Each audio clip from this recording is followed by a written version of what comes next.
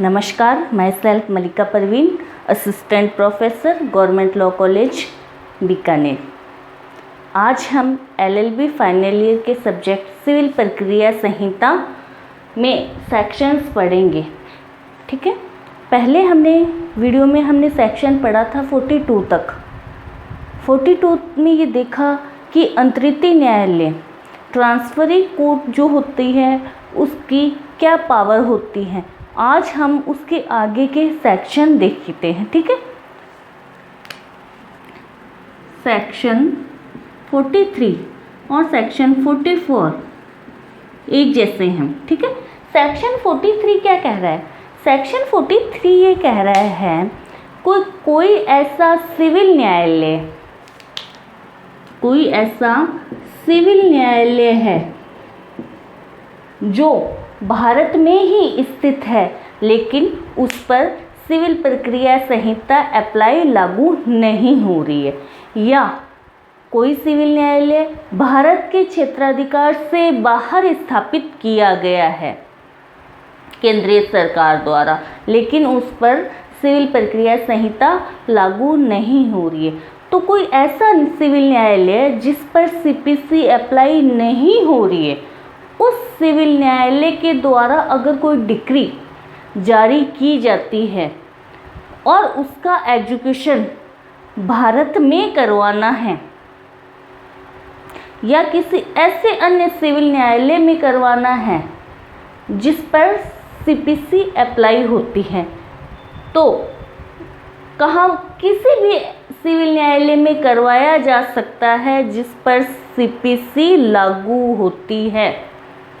Simple सी बात है कि कोई सिविल न्यायालय चाहे भारत में स्थित है चाहे बाहर स्थित है, भारत से बाहर स्थित है, लेकिन इस पर क्या है, सीपीसी अप्लाई लागू नहीं हो रही है, संहिता लागू नहीं हो रही है सिविल न्यायालय। तो इस सिविल न्यायालय के द्वारा अगर कोई डिक्री निकाल दी जाती है, डिक्री जारी की जाती है, तो उसका एग्जीक्यूशन, उसका निष्पादन कौन करेगा? निष्पादन कौन सा न्यायालय करेगा फिर? तो भारत में स्थित कोई भी सिविल न्यायालय जिस पर सिविल प्रक्रिया संहिता यानी सीपीसी लागू होती है, वो सिविल न्यायालय इस डिक्री का एग्जीक्यूशन करने के लिए सक्षम है। ठीक है, इस डिक्री का एग्जीक्यूशन करने के लिए सक्षम है। नेक्स्ट आता है जिन स्थानों पर सेक्शन 44 क्या कह रहा है? रेवेन्यू न्यायालय, राजस्व न्यायालय, रेवेन्यू न्यायालय कि जहाँ पर जिन राज्य क्षेत्रों में या जहाँ पर सिविल प्रक्रिया संहिता लागू नहीं है, या भारत के बाहर का कोई रेवेन्यू कोर्ट है, रेवेन्यू न्यायालय, उसने डिक्री जारी कर दी, रेवेन्यू न्यायालय ने डिक्री जारी की है, इस रेवेन्यू न्यायालय पर सीपीसी लागू नहीं हो रही है, तो ऐसा रेवेन्यू न्यायालय जिस पर सीपीसी लागू नहीं हो रही है, उसके न्यायालय द्वारा अगर कोई डिक्री जारी की जाती है, तो उसका एग्जीक्यूशन उन डिक्रियों का एग्जीक्यूशन भारत में किसी भी सिविल न्यायालय द्वारा किया जा सकता है जिस पर सीपीसी लागू होती है, जिस पर जिन डिग्रियों को पारित ऐसे सिविल न्यायालय या ऐसे रेवेन्यू न्यायालय ने पारित किया है जिस पर सीपीसी लागू नहीं हो रही, तो इन दोनों में से ही किसी भी न्यायालय ने अगर कोई डिग्री जारी की है, तो उनका एग्जीक्यूशन सिविल न्यायालय जिस पर सीपीसी अप्लाई होती है वो न्यायालय कर सकते हैं। नेक्स्ट आता है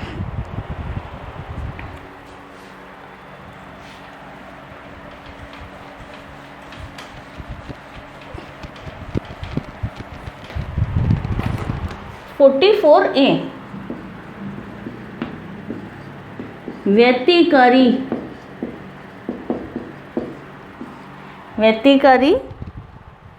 राज्य क्षेत्रों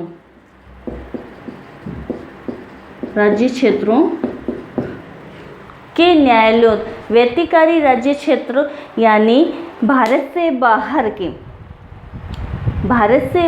के या भारत के ही किन्हीं ऐसे क्षेत्रों को स्पष्टीकरण में डिफाइन किया हुआ है कि व्यतिकारी राज्य क्षेत्र किन्हें कहते हैं। या तो भारत के बाहर के राज्य या भारत में ही ऐसे क्षेत्र जिन्हें केंद्रीय सरकार ने राजपत्र में अधिसूचना यानी सेंट्रल गवर्नमेंट ने गजट में प्रकाशित कर दिया कि इन क्षेत्रों को व्यतिकारी व्यतिकारी राज्य क्षेत्र समझा जाएगा। तो व्यतिकारी राज्य क्षेत्रों के न्यायालयों के द्वारा अगर कोई डिग्री व्यतिकारी राज्य क्षेत्रों के न्यायालयों के द्वारा अगर कोई डिग्री जारी की जाती है तो उस डिग्री का एग्जीक्यूशन कौन से न्यायालय करेंगे? तो उस डिग्री का एग्जीक्यूशन भारत के वरिष्ठ न्यायालय, भारत के जिला न्यायालय कर सकते हैं। भारत में जहाँ पर भी वो संपत्ति है, जहाँ पर डिग्री का एग्जीक्यूशन करवाना है, तो वहाँ का जिला न्यायालय व्यतिकारी राज्य क्षेत्रों के न्यायालयों के द्वारा अगर कोई डिग्री जारी की जाती है तो उसका एग्जीक्यूशन व्यतिकारी राज्य क्षेत्रों के वरिष्ठ न्यायालयों द्वारा अगर कोई डिग्री जारी की जाती है तो उसका एग्जीक्यूशन भारत में कोई भी जिला न्यायालय उसका एग्जीक्यूशन कर सकता है। ठीक है, जिला न्यायालय एग्जीक्यूशन करेगा कब? जब व्यतिकारी राज्य क्षेत्रों से जो वरिष्ठ न्यायालयों के द्वारा जो डिग्री जारी की जाती है उसमें जो एग्जीक्यूशन करवाना चाहता है यानी जो डिग्रीदार है, ठीक है, जो डिग्री होल्डर है, जो एग्जीक्यूशन करवाना चाह रहा है, वो व्यतिकारी राज्य क्षेत्रों से ये प्रमाण पत्र लेके आएगा। वो यानी एग्जीक्यूशन करवाने के समय ये प्रमाण पत्र कहाँ पे फाइल किया जाएगा? जिला न्यायालय में फाइल किया जाएगा। काय का प्रमाण पत्र कि यह डिग्री व्यतिकारी राज्य क्षेत्रों के द्वारा व्यतिकारी राज्य क्षेत्र के वरिष्ठ न्यायालय के द्वारा जारी की गई है, ऑन मेरिट पे सुनी गई है, तो वो जिला न्यायालय में फाइल करेगा जो एग्जीक्यूशन करवाना चाह रहा है। इसके साथ में ही जो सर्टिफिकेट, जो प्रमाण पत्र वो जमा करा रहा है वो निश्चायक सबूत होगा कि व्यतिकारी राज्य क्षेत्रों के वरिष्ठ न्यायालय ने मामले को ऑन मेरिट यानी गुणावगुण पे सुना है और डिग्री पारित की है। ठीक है, तो ये व्यतिकारी राज्य क्षेत्रों। नेक्स्ट आता है सेक्शन 45। नेक्स्ट सेक्शन 45 सेक्शन कह रहा है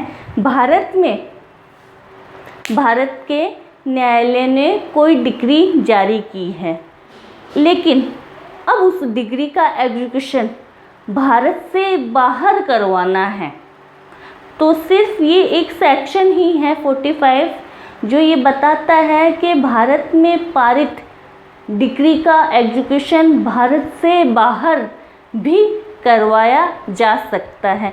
तो भारत से बाहर कौन से न्यायालय हैं जिनके द्वारा डिग्री का एग्जीक्यूशन करवाया जा सकता है? फॉरेन में डिग्री का एग्जीक्यूशन करवाया जा सकता है। तो ऐसे न्यायालय जिन्हें केंद्रीय सरकार अधिसूचित करे, जिसे सेंट्रल गवर्नमेंट बताए कि ये फॉरेनर कोर्ट्स हैं जिनके द्वारा भारत में पारित डिग्री का एग्जीक्यूशन करवाया जा सकता है और राजपत्र में उसकी अधिसूचना भी जारी की जाएगी। ठीक है, तो ये सेक्शन 43, 44, 45, 44A और 45 ये कह रहा है कि एक न्यायालय के द्वारा अगर कोई डिग्री जारी की जाती है तो उसका एग्जीक्यूशन अदर कोर्ट भी कर सकते हैं। तो ये सारे सेक्शन उसका एग्जीक्यूशन से संबंधित थे। ठीक है, थैंक यू सो मच।